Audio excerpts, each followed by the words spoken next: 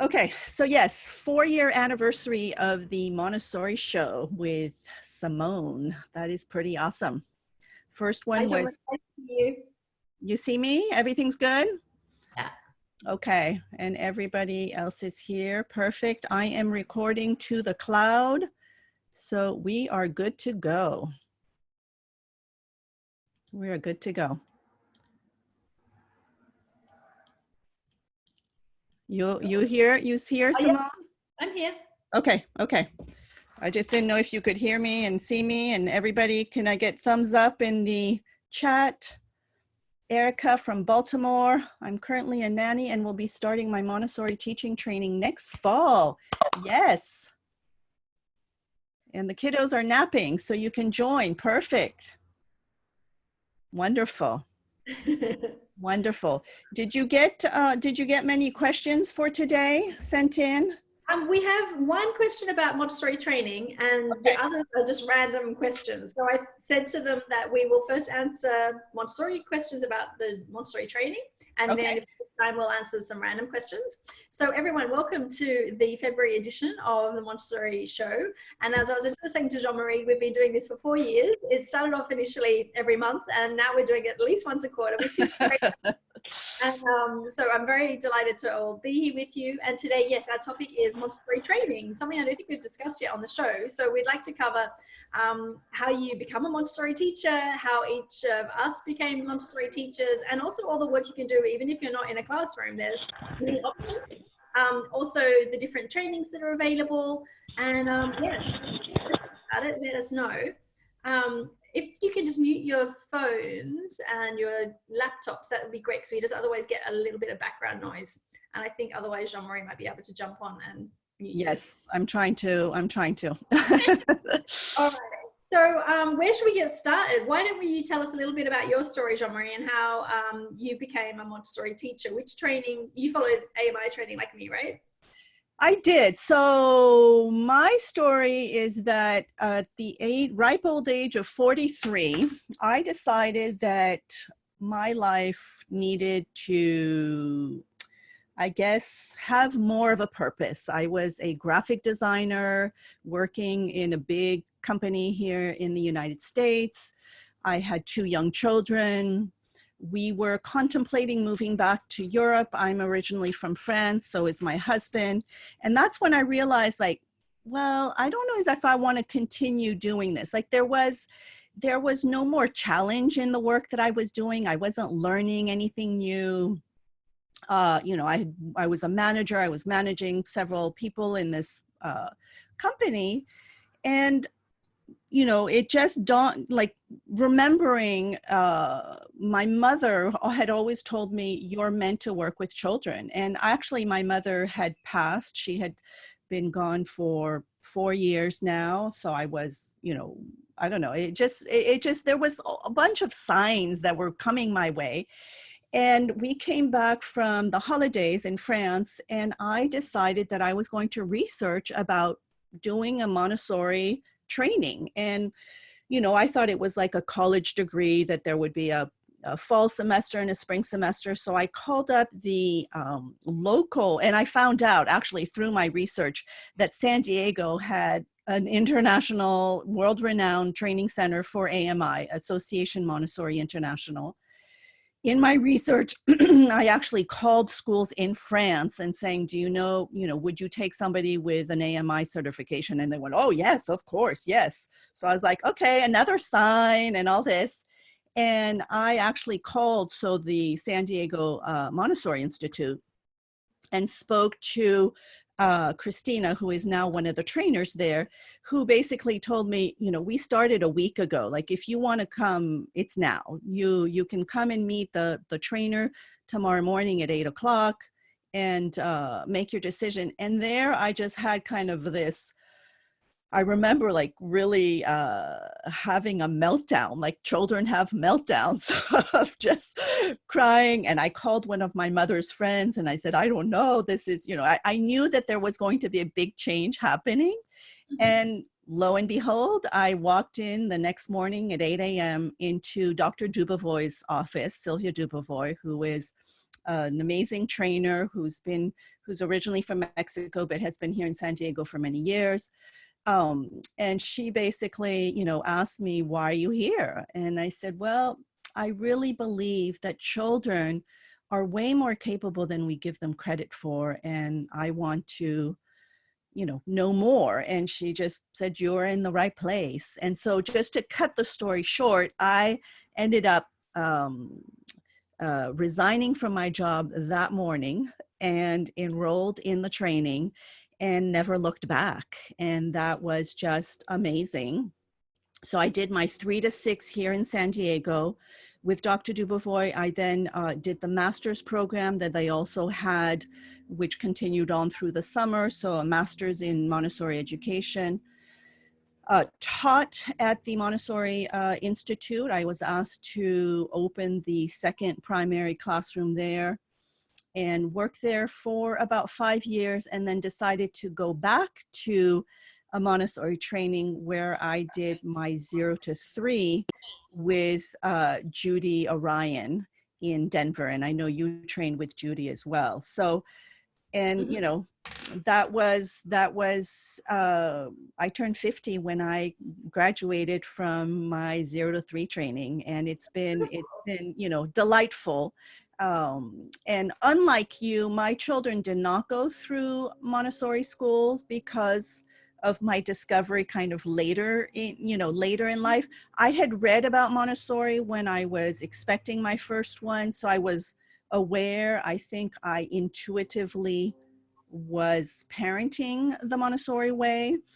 At least, when I did more of the training and everything, I realized that I had. But sure it made so much more sense once you did the training. Like, now right, like, oh, that's why I was doing that, right? And I remember, like, actually that first lecture, it was all about the development of movement and how we need to give our children the freedom of movement. And I remembered my daughter, when she first started crawling, she would always like get annoyed and want to be out of my arms when we entered our apartment building. And we lived on the 4th story with no elevator. And she wanted to be put down, and she literally would crawl up those 4 flights of stairs. And I would just patiently, wait or go up, drop off the groceries, come back. I mean, it was just, and so those are things that if we are attuned to our children and we are listening to them and we are following them, it really is intuitive, parenting. But I remember going, yes, I did it right. All right. But yeah. Watching, what do you think were like, what's one of the biggest takeaways you had from Montessori training that they could apply even if they don't go through a Montessori training? Something that just really being in tune with your child and noticing what they are requesting, and like her being out of my arms, I could have very well gone, oh no, I need to carry you up, but I listened and I followed her needs. And the big phrase of Montessori is follow the child. That was just me being in tune with with her to let her go.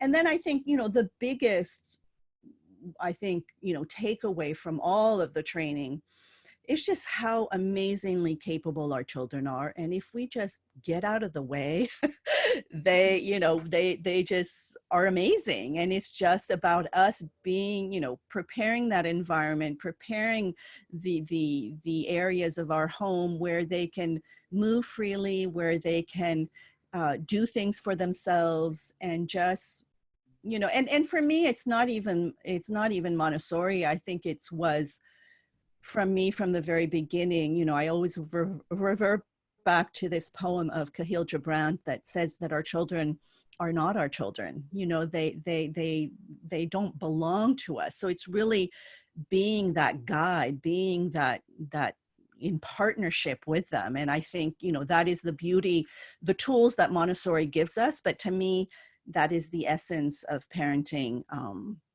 and being attuned to our children. Beautiful. Yeah. How fun. Well, my story was quite different because I definitely had no idea I was going to work with children when I was, you know, a child myself. I was the youngest of three.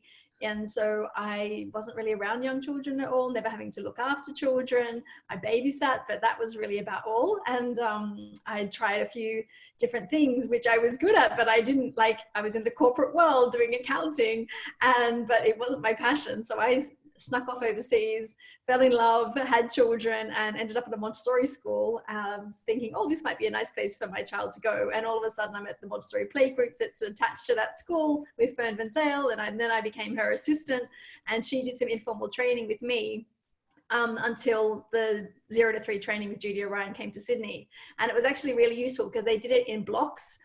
So that you did like 6 weeks of study, and then it was so that teachers could also retrain to be a Montessori teacher. And then all the vacation periods, you basically did blocks of study over a couple of years. So this was before you had children? No, Oliver was 3 and Emma was 1.5 when I did my training. Okay. Yeah. Because I just want to emphasize that, because I think we both did our training with our children. And, you know, a lot of, I hear like, oh, that's going to be too much and everything. I had an 8-year-old and a 4-year-old at home. Simone had 2 little ones at home. So it's completely doable. It's a lot of work. It's a lot of work, but it's if you're, you know, dedicated, which I think all of you are, if you're here, that it's completely doable. Yeah. And I think also it's really valuable to check, like you did, to find out what trainings are accepted by the Montessori schools in your area, because that's the best guide. Because people say, should I do AMI training? Should I do AMS training? And really you should ask around to the schools in your area. I know AMI is very well recognized because it's the Montessori Association that Dr. Montessori's family, her and her family set up to maintain the integrity of the Montessori approach. So that's well recognized around the world. I know AMS training is well recognized in America. And I don't have any personal experience with any of the online trainings. And I really must say that I really value the in-person approach that the AMI offered. And I know they're starting to do a bit of blended training. They're starting to try some online components, but this is something that is still evolving, and they really are looking at how can you make transformation with people who are online. So I had one visitor from an online course, and I really felt like from reading from a screen about these stages of development, it's not the same as actually being in person and really receiving that and asking questions during lectures. There's also like a very hands-on component where you're practicing with materials. There's making materials themselves. Then there's observation. Right. The whole, you know, observation. I think there's more and more online training that are trying to do the blend where there is, you know, a component of kind of the theory and all of that online, but then they are sending people in schools. And, you know, I think with the way the world is, you know, evolving, there will be more and more online. So I think it's just looking for quality ones where you are able to go practice in a classroom with, you know, established guides, all of that. Like seek out those things, even if it's not part of your training. Seek it out, go observe in, you know, reputable Montessori schools all over the world. Like go sit in, you know, Simone's beautiful environment and watch her at work with the children. Like to me, that observation is so important to our training. Yeah. So, okay, we've chatted a lot. Let's get into some of the questions, and then maybe people have got questions that come up. I'll also link in when I send out the replay to a post that I did about where to do Montessori training. And it's got a few of the other organizations that I don't have personal experience with, but that have been recommended by friends who I, you know, value their study.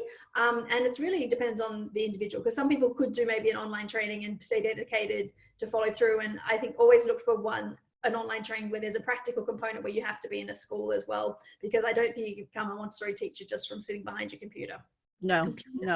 And Simone, I'm actually remembering that when we did our Montessori show from Prague, remember when we were live together side by side, we talked a lot about training there. I remember that there were quite a few questions, so that might be a good one to go back to. I'll link to that show as well.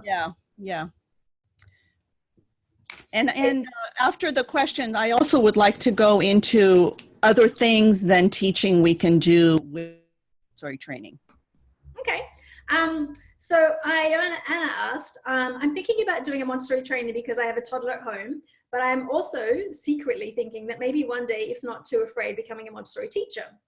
The thing is, I studied economics at university, and therefore I don't have any pedagogical or psychological studies. My question is if one can become a Montessori teacher or assistant without studying the two above.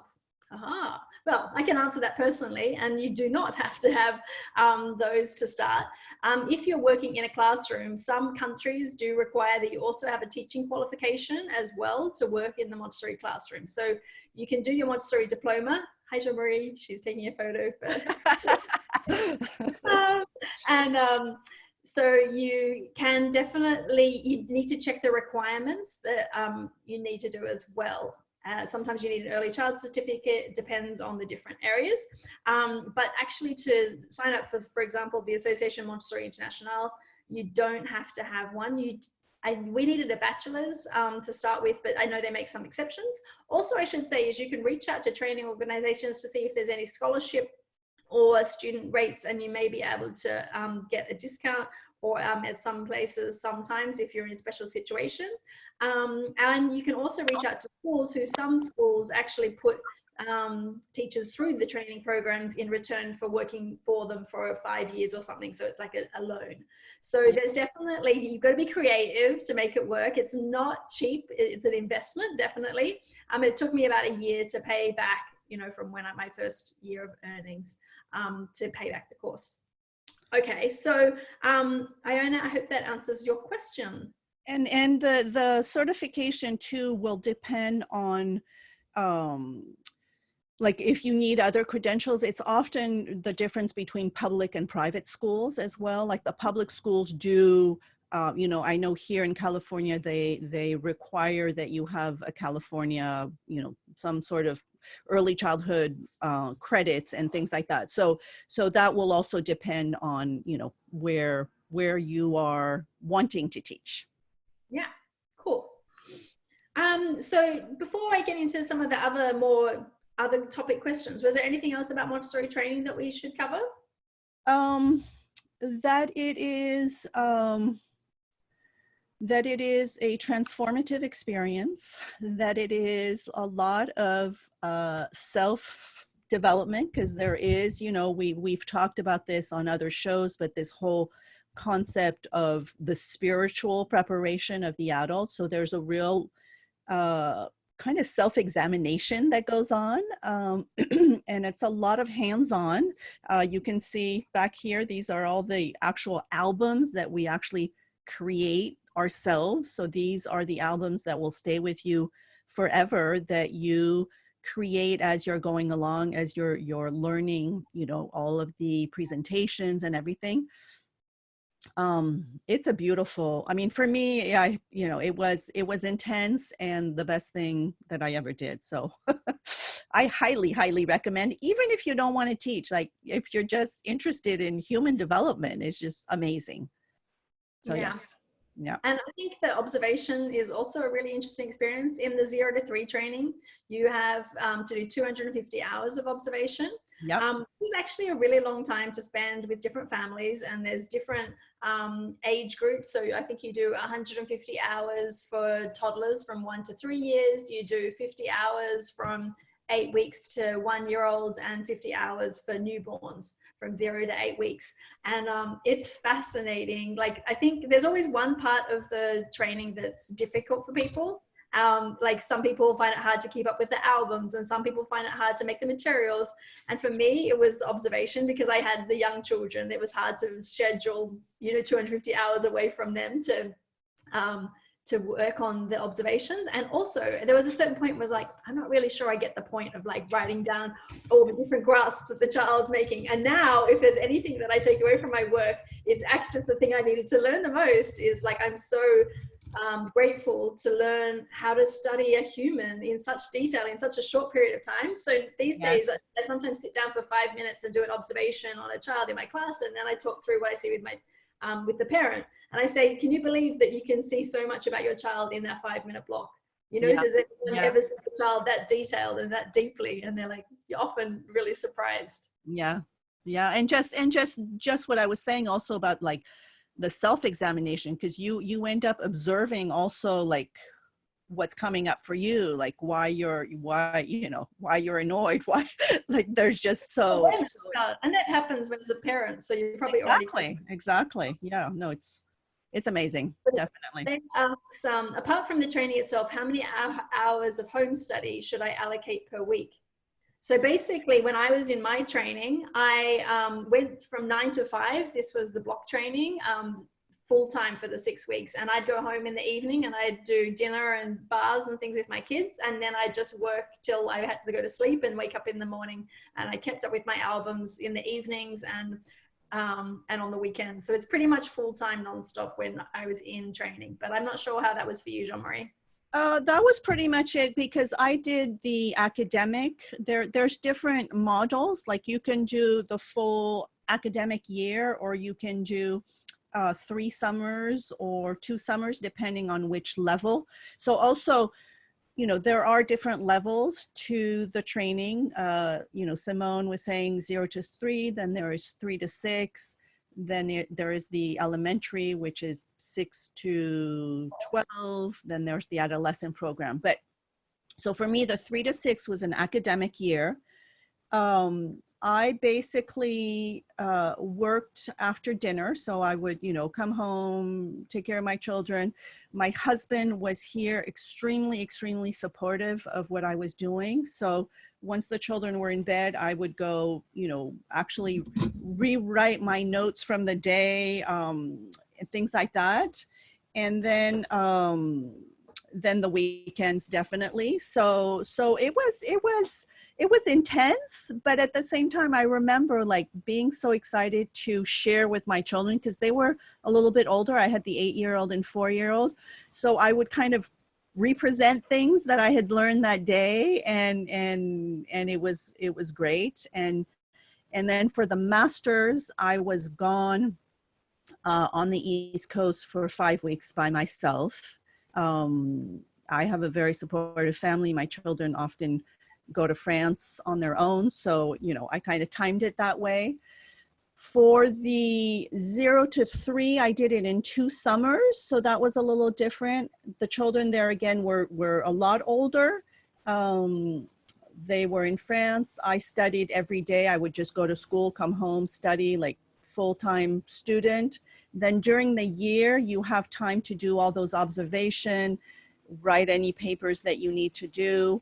And then you go back for the second summer where you finish it up and then do the written and oral exams and all of that. And I think for me, like you, was the observation. Like I needed a little bit extra time to finish that whole 250 hours of observation, where I observed a birth, newborns, communities, homes, and all of that. So, yeah. So it is pretty intense when you're in session, but what was nice, it went back doing the blocks for me, was that I had then some time back with normal kind of period, and I only had to arrange it when I was in session.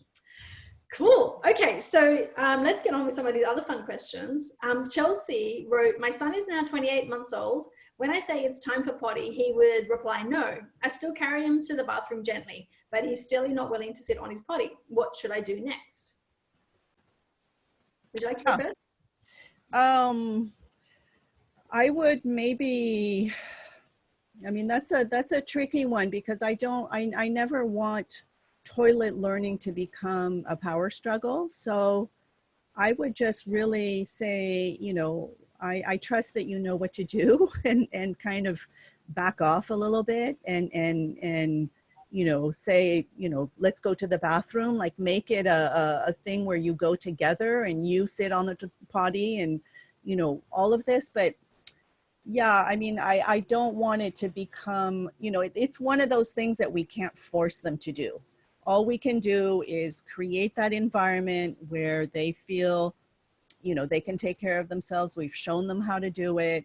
And at some point we need to just say, I trust that you know what to do. And, that would be me. But what about you? Well, that's exactly what I was thinking as well, is this trust in the child. So Yeah. you can't shake a child to pee, and you can't also make them fall asleep on cue. You know, there's a few things that they have complete control over. But like you say, setting up a positive and, you know, accepting environment, and also just building the skills. So at 28 months, I would just have low expectations. I mean, you can start from very young with this same process, is like showing them where everything is, having your bathroom set up so you have cloths at the ready when there's going to be some, you know, pee on the floor, a bucket where you can put wet clothes, and then a pile of maybe underpants at the ready. And I just wear less clothes, and that's if they're showing signs, you know. But just in the meantime, like if there's a lot of resistance, just start going through the process that when you change a diaper, you offer the potty, they're not interested, okay, then they're not showing signs, and I'm just going to keep going through the process and do it very calmly. Once they're showing interest, then you might want to offer the potty every hour. And then instead of saying, do you want to go to the potty, I'd say, oh, it's potty time, let's go to the potty. Because a 2-year-old is very often going to say no, and it's not time. And you can just make it fun, like, oh, let's just check if there's a pee, you know, waiting for us, something like this, in a very normal way. And I wouldn't force them to sit. And then, okay, you don't want to go for the potty, then often they go on the floor 2 minutes later, right? That just happens. And so instead of saying, I just asked you if you wanted to go to the potty, which is our reaction because we're so frustrated, like, oh, you know, we didn't make it to the potty this time. Let's go and get a cloth and wipe it up. And you just continue to do this for as long as you can. And if you're feeling frustrated about it, I would probably say that you need to work on being okay with it before you really start again, because if you're bringing stress to the situation. But it sounds like you're being relaxed, you're bringing him, you know, gently to the bathroom and things like that. But just something to keep in mind, that if the adult is getting worked up about potty training, then yeah, it needs a little reset from everyone probably. Yes. Yeah. Okay, Patricia, I'm very concerned. Oh yeah, so this is quite a long paragraph, so I'm just going to summarize it. Okay. She has a baby, and she's got some family who are staying in the area, and she's offered to look after her 2 nieces, and they're not Montessori background at all. So when they come to then get looked after, she doesn't know them very well because they're from out of town. They have different rules in their house. Her daughter's things kind of got upset and, you know, a bit damaged. They jump on the couches, and she doesn't like them jumping on the couches. And I guess her question was, you know, what can she do? She's going to have like a dancing activity for them to get out some of their, you know, bigger movements. But what do we suggest in, you know, when you're kind of parenting in a different way to somebody else's children, and she's finding it hard for them to listen to the things that they're being told? Does that make sense? It does. It does. Just a clarifying question. This is in her home, or she is in her? Yeah, she's looking after the nieces in her home. For example, like one of them, well, she was pondering what she should do with these kiddos. I love them, but I don't want that her daughter also grows up seeing that this is normal behavior, you know, jumping and breaking things. I was thinking to talk to them personally when they come home, especially with the older one, because the young one follows whatever she does, and letting her know that we love her and that we have some rules at home and that we expect she can follow this while she's at our house. Exactly. And that's what I would do and I wouldn't necessarily take them apart. I really like when we do, you know, positive discipline, we have this idea of a family meeting. This is a community that you're creating with your children, your nieces, all of this. So it's really about sitting down with them. And this is part of what we call the grace and courtesy. It's just setting the rules. In this house, this is how things happen. And you're going to need to repeat this every day, probably several times a day, with loving kindness, but with firmness about, in this house, couches are for sitting. In this house, if we want to, you know, shake our wiggles out, we can dance or go outside, or just like be very direct about what your rules are. So I would take a moment to have a conversation with yourself first as to what are the triggers, what are the things that there's really no ifs and buts about it, that this is, you know, really you want. And then the other ones, there might be a little bit of wiggle room because of the developmental window that the children are in or such. You know, that's for me the dance that we do in parenting of, you know, is this really that important? So be mindful of that. And then really every day you just remind them with loving kindness of what we do, and ask the question, ask those curiosity questions with them. Is like, oh, is that what we do here? Or, and just, it's going to take some time, and it's going to take some modeling. And I think it's going to be very empowering for your daughter to know that what are the rules, and to see that you are being good about sharing them with everybody.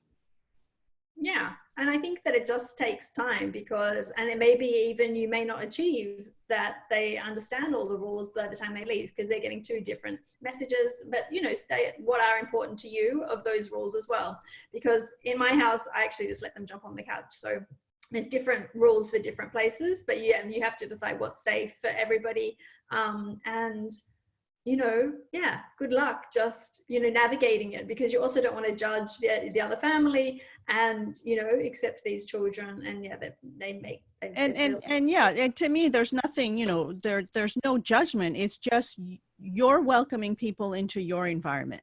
So it's just taking ownership of that, and it's okay, and if you're running into issues, then yes, maybe have a conversation with their parents, but again, together. I think to me, it's really about, building community always, that it's something that we want to do together. And again, what I said earlier about how capable our children are, I think if you share with them that there are certain things that make you nervous, and that there's certain things that you really, are careful about in your home, ask them for solution. Ask them, like, how can I remind you, or what can we do different, or, and look at the environment. There's maybe things that need to be changed up in the environment as well to make you less worried.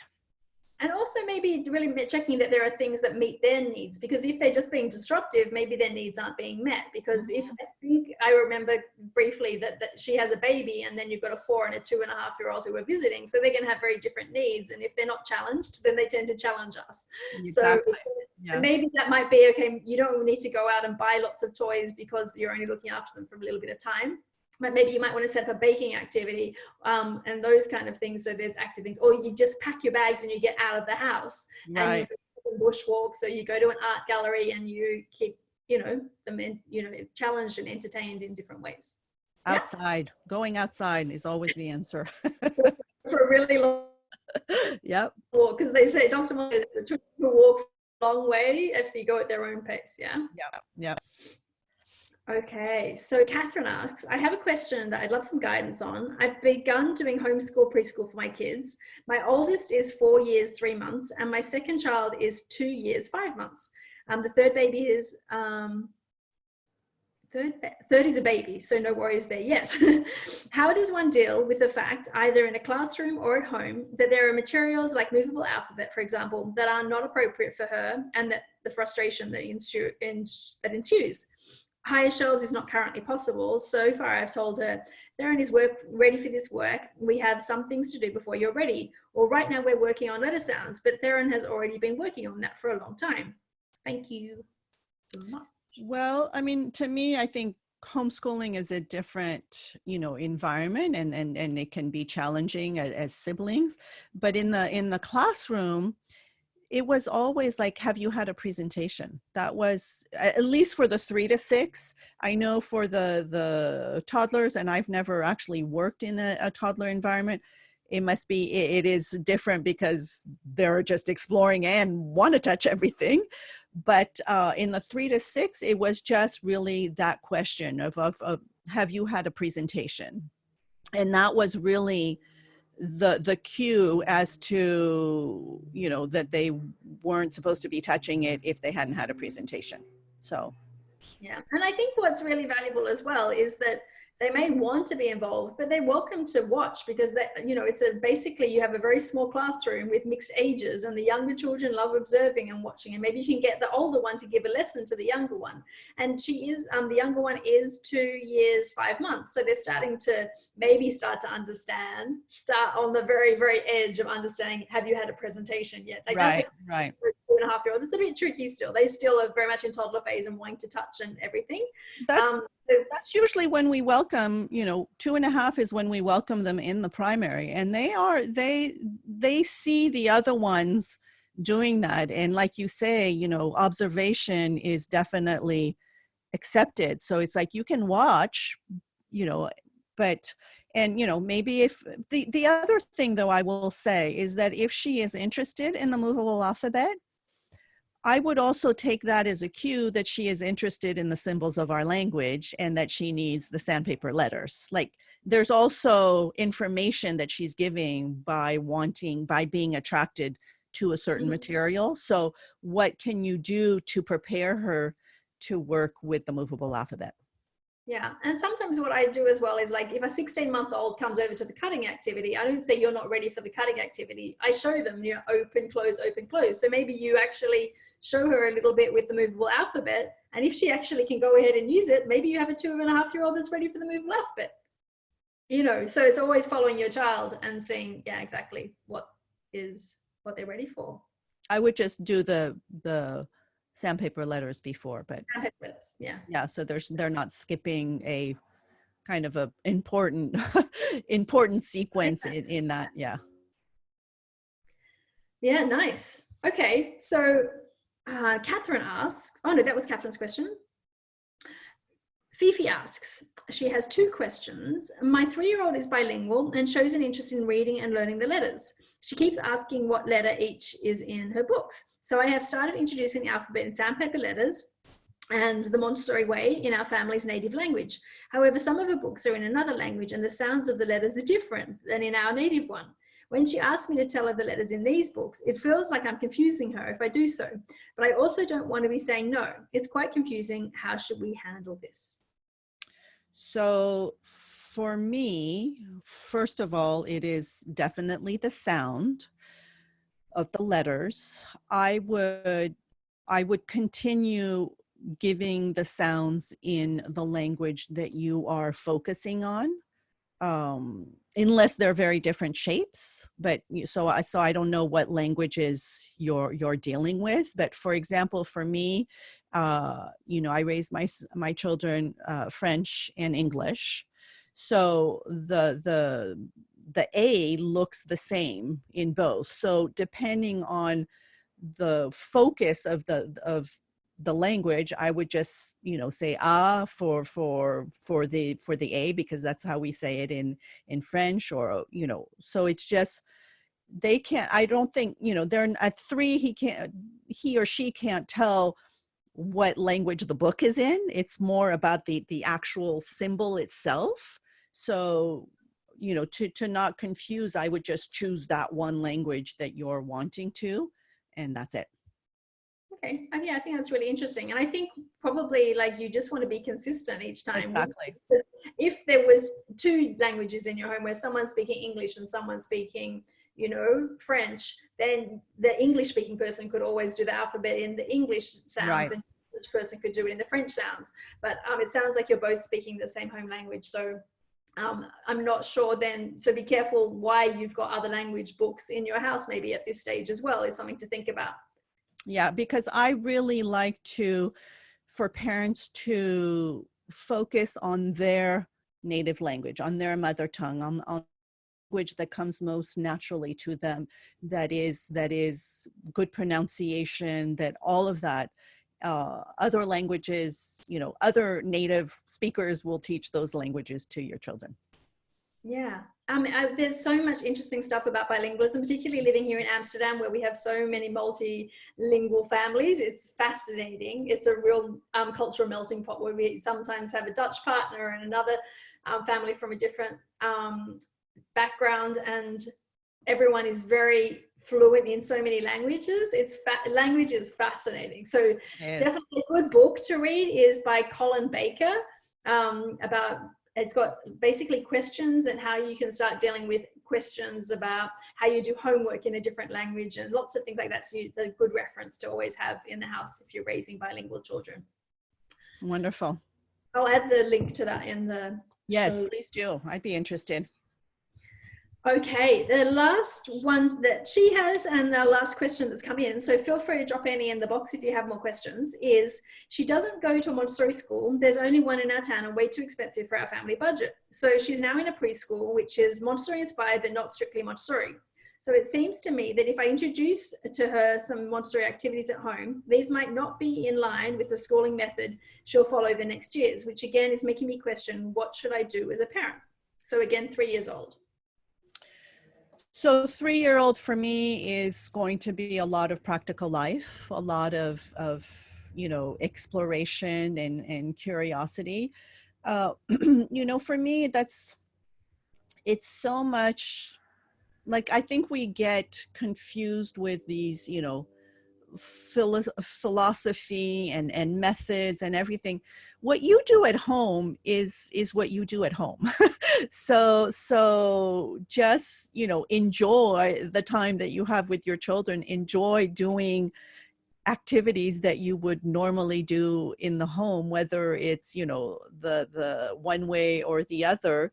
And where it would get confusing to me would be when she does start doing more academic kind of work, where if she's learning math a certain way at home and then very different at school, yes, that would be completely confusing. But right now at 3, it's more about just fine motor skills, gross motor skills, practical life, being, baking and cooking with you and gardening and all of that. So I wouldn't, it doesn't matter where she is during the day would be my thing. So I think that's what I'm understanding from the question.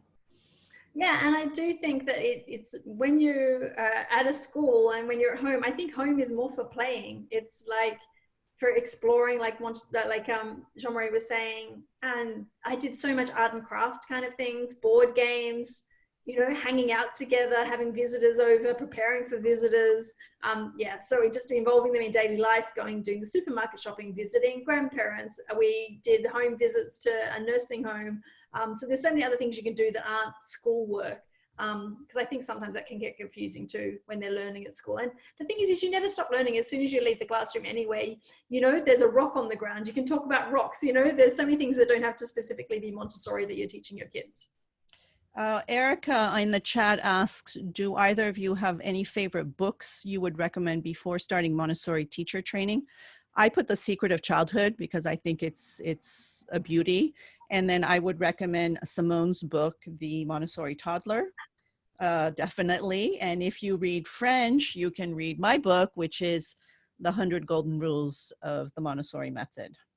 But yeah, The Secret of Childhood. What do you have one that you recommend, like before embarking on a training?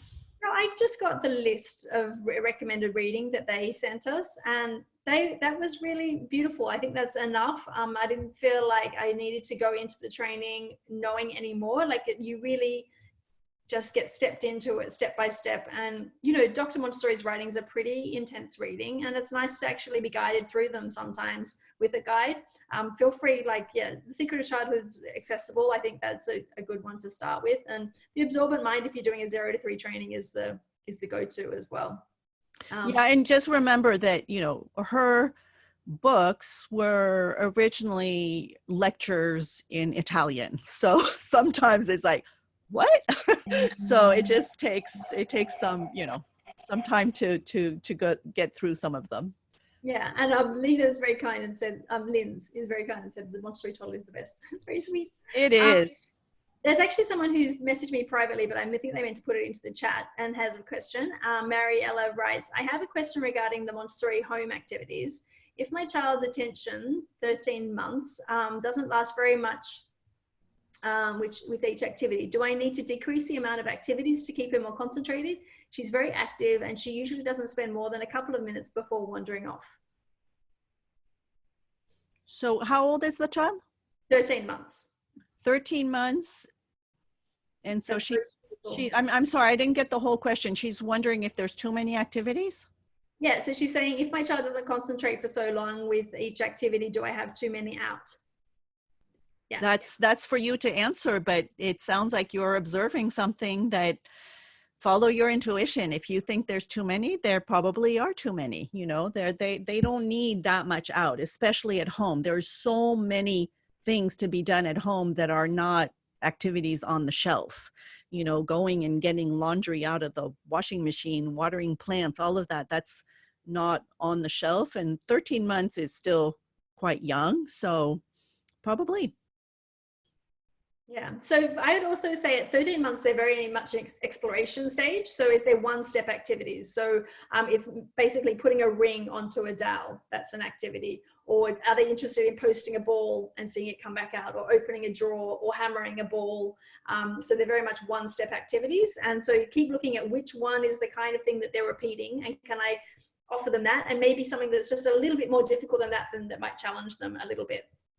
So in my classroom for the baby class, and that goes up to 16 months, we have like a sequence of different types of threading activities. So putting hoops on, smaller rings onto dowels, and you can DIY a lot of these things as well. Actually, I just posted in my last newsletter activities from 12 to 15 months. So I can share that link as well in the show notes of a few of the activities. And then, you know, another sequencing is like, yeah, putting balls into a hole and getting more difficult until it's a coin kind of shaped poker chip that's going into a slot. Then there's another shelf that has puzzles with different size grips. And so then they may not be getting the pieces back into the puzzles, but they're practicing their grasp in lots of different ways. And then there's the gross motor area where they're pushing wagons, and around 13 months, they might be starting to walk. So they might need really heavy things then to carry, because they love, you know, maximum effort and moving heavy objects.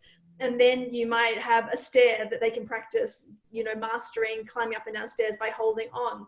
Or a pickler triangle is great for gross motor movement as well. Musical instruments are wonderful. And then you might even start to get interested in some very basic art and craft materials. So some very chunky pencils with a nice color, or the Play-Doh. You can see some children, it's still quite oral, but other children are already starting to develop their hand strength by squeezing, banging, sticking their fingers in, and getting that sensorial experience as well.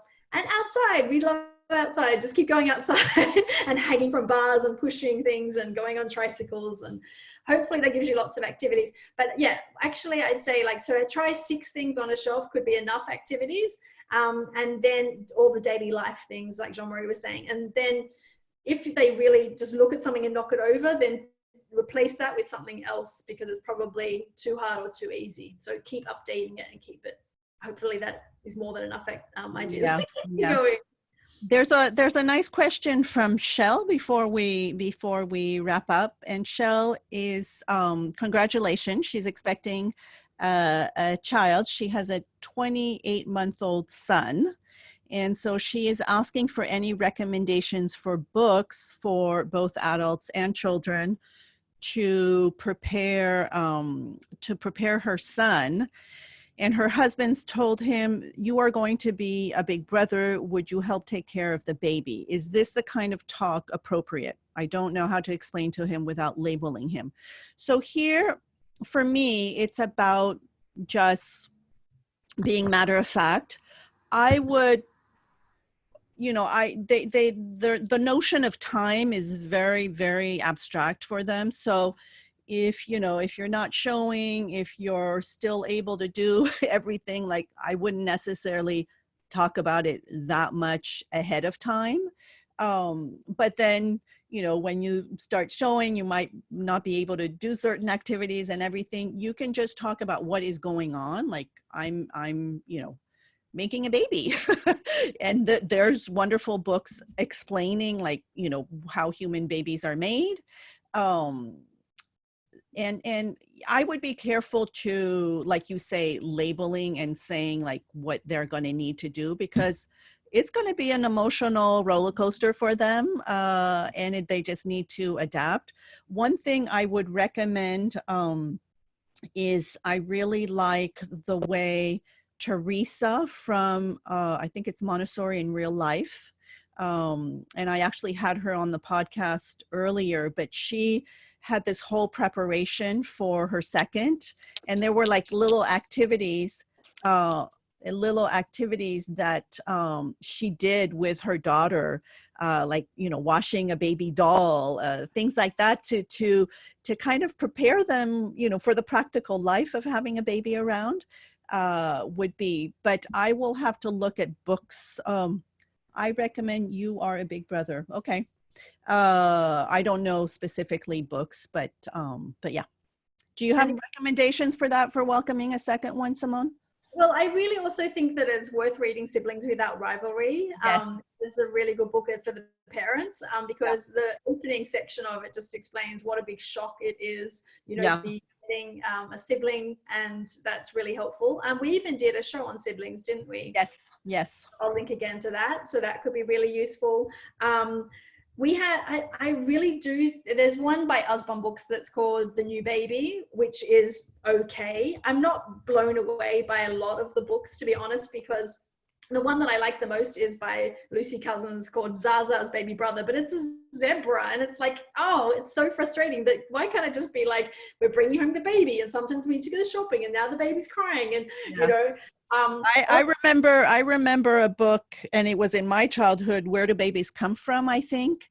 And it was like a decoupage, and it was, you know, chickens and dogs and humans. And it was just very matter of fact, like, this is what's going on, so that he would understand why your tummy is getting bigger, and, you know, feeling them. And I would, you know, definitely involve him in as much as you can. You know, I know there's some, like Teresa was actually explaining, her daughter would go to the prenatal visit so she could listen to the baby, you know, things like that. Like, it's an occurrence of life. It's gonna happen. There's also a really sweet book I had when I was expecting Emma, and it had see-through pages, and so it had a picture of a belly, and then you turn the page and it turned into a little baby in the crib, and it was actually really sweet. So I'll see if that's still in print and link to it if I can find it. But this was a long time ago, and it's 18 next month.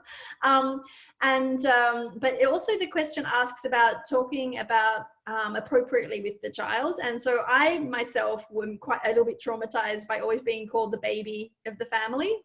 And so when I had my second child, I never called Oliver a big brother. I just said, you're a brother, you're a sister, you know, and I never put them into the roles of big brother and big sister. Particularly, there's 16 months between them. So I kind of didn't really ever want to put Oliver in this role of having to look after his maybe sister. That said, he was really always quite helpful at like, oh, I'm changing the baby's nappy now. Would you like to come? Would you like to pass me the nappy? You know, but I didn't make it like his role and his job. And if actually I need to go to the bathroom, I'd say, would you look after each other?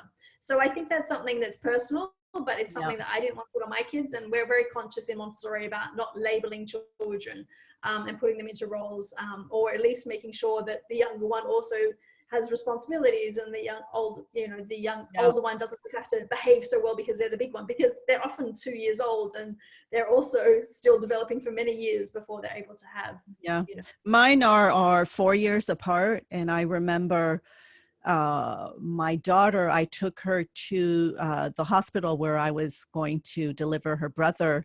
They had a little class for siblings, and it was like a whole morning, and they actually talked about different emotions, about you know, things that they might feel. And then they also talked about, like, to be careful of their toys, like small toys could hurt babies. And it was great, because she came home and she cleaned up everything. Her baby wasn't even due for another few weeks, but she, you know, cleaned up all the little Polly Pockets at the time and things like that. So it's just letting them know what, you know, how things are going to be a little different. And warning them, you know, a little bit ahead of time, that when baby cries, you know, mommy's going to need to take them. And if you are going to be breastfeeding, talk about that. And, you know, maybe show pictures of when your son was a baby too, kind of, so that it's just, you know, that natural part of life. Yeah. Yeah. There's one more question that's come in, so let's do that as the last one. before we close the call. And it's from Selena, and it says, I love your book, The Montessori Toddler. Simone, my daughter is 19 months. Some of the suggested activities, such as using coins through the coin box from 16 months, use materials like coins, which I would not have thought to introduce yet due to possible choking hazards. Is the idea of Montessori that we should give our children the trust to use these materials? Obviously, we should be nearby. And then it says, following on from my comment, my daughter knows not to put small objects in her mouth, but sometimes does it to be cheeky. It can also happen spontaneously. As I read in your book, the front part of the brain is still developing, so sometimes they do things spontaneously. So yeah, absolutely. Anything that's a small part that's small enough as a choking hazard, I would only have available when I'm in the room. So it's always with supervision. Like even the little vehicles that your child loves playing with have got tiny wheels. And so anything that says 3+ in a toy store isn't usually because it's for a child over 3 months. It just means it's got small parts. So yes, definitely all these Montessori. 3 years, not 3 months, 3 years. 3+. Yeah. No, but you said 3 months. It's 3 years. Like there's those 3+. It's about the years. Yeah, that's what I meant to say years. If I say exactly. months, Yeah. plus, PLUS plus. Right. I'm sorry if that's clear. So it's small parts. So be very careful with like the little threading activities. Then you'll know your own child. Like a 2.5-year-old will probably be able to be super unsupervised with small beads. But you know, we're always around and we're observing our child most of the time. So yes, definitely be cautious of those. And actually you can find things instead of coins that are just a little bit bigger, like poker chips and things that are less like a choking hazard. Have you got any suggestions, Jean-Marie? No, that's what I was going to say is I like in the craft stores, there's some big wooden coin shape, but that are much thicker and you can't, you wouldn't be able to choke on them. Like, definitely trust your child, but still be vigilant. Definitely. Choking's no joke. Yeah. Not at all. So what's coming up for you, Jean-Marie? How are things going? Things are well. I've been very focused in my podcast that I launched in late September. I've been doing a lot of interviews and sharing those every week. So that is The Art of Parenting. You were actually one of my first guests. And that has been wonderful, and really keeping it really about parenting in a broad way, because Montessori is just one aspect of what I think, the tools of parenting. So it's been fascinating to talk about, a very diverse experts. So that's been a lot of fun, work as well, but a lot of fun. And then I am also going to be launching the parenting school in March. So that is coming up, and that is my 5-week digital course where I am doing Zoom calls every week and in a Facebook group as well.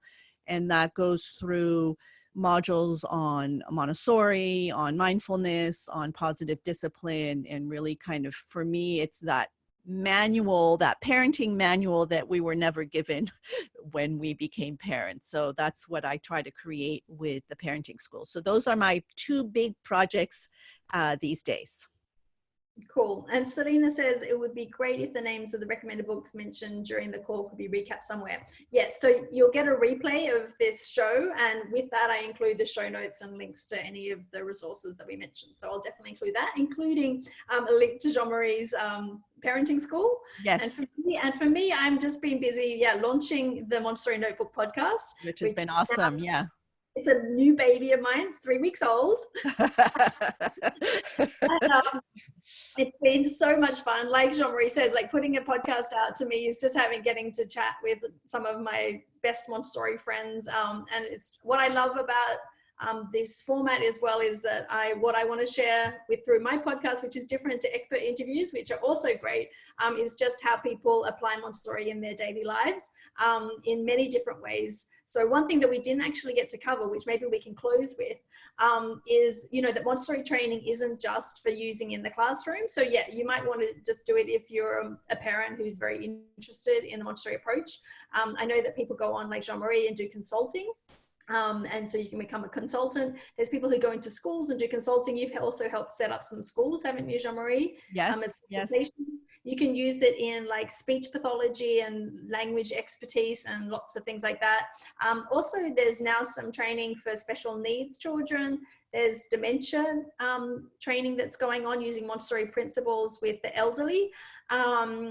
It's so fascinating to see all of the different ways that Montessori can be used. Well, and like our friend Zara, who started Monty Kids, you know, she's created this whole beautiful line of toys that are appropriate for children under 3, that are safe and all of that. You know, like you say, consulting, podcast, books. I mean, we've both written books. And the other thing is that I run a play group, so that's different. And there's nursery, there's school, you know, so there's different ways of working. Nannying. I mean, there's a whole slew of, for me, it's a very enriching training as a human being, as if you want to use it in your parenting, if you want to use it in your profession of, you know, working with parents and children. So it's very diverse for sure. Doula, I don't know if I told you this, I've just trained to be a birth doula. That's so cool. Yeah, beautiful. So, you know, I'll be bringing a lot of what I learned in my 0 to 3 training to that work as well. So there's, you know, a whole slew of things you can do for sure. Yeah. So thank you, everyone. We'll call it a day here. I'm going to go to bed. Have a nice day, Jean-Marie, over there. Thank you. And thank you to all of the listeners who joined us live, and come back in a quarter and we'll do it again. Yes. See you soon. Thank you, everybody. Bye-bye.